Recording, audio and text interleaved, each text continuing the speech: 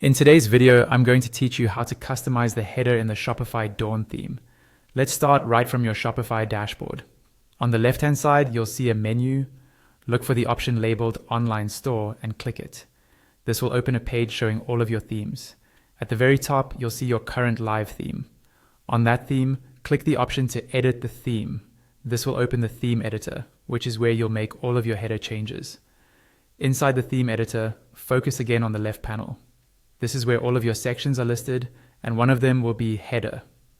Click on the header section, and its settings will slide open on the left side. As you make any changes here, keep your eye on the preview on the right. That live preview updates instantly, so you can see exactly how your store will look before you publish anything.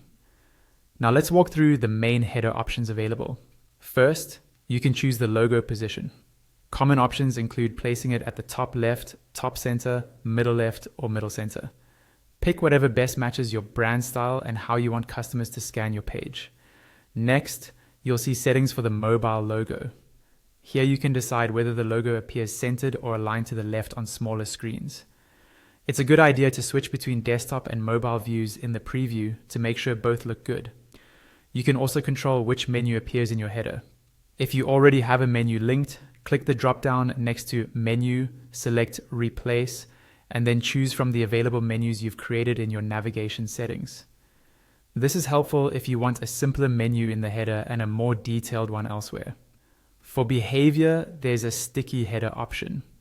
You can set it to none, have it appear only when scrolling up, always keep it visible, or always visible with a reduced logo size. A sticky header can make navigation easier, especially on long pages. You can toggle a separator line on or off to visually divide the header from the rest of the page, and you can choose both a color scheme for the header and a separate color scheme for the menu, helping with contrast and readability.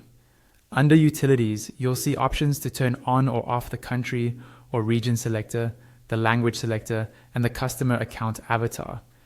Enable only what you actually need to keep the header clean and focused.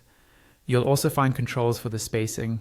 Adjust the bottom margin or the top and bottom margin together to give your header more breathing room or make it more compact. Under theme settings, you can toggle search suggestions, add your social links, and upload your logo. You can fine-tune the logo width and its vertical offset so it sits exactly where you want it.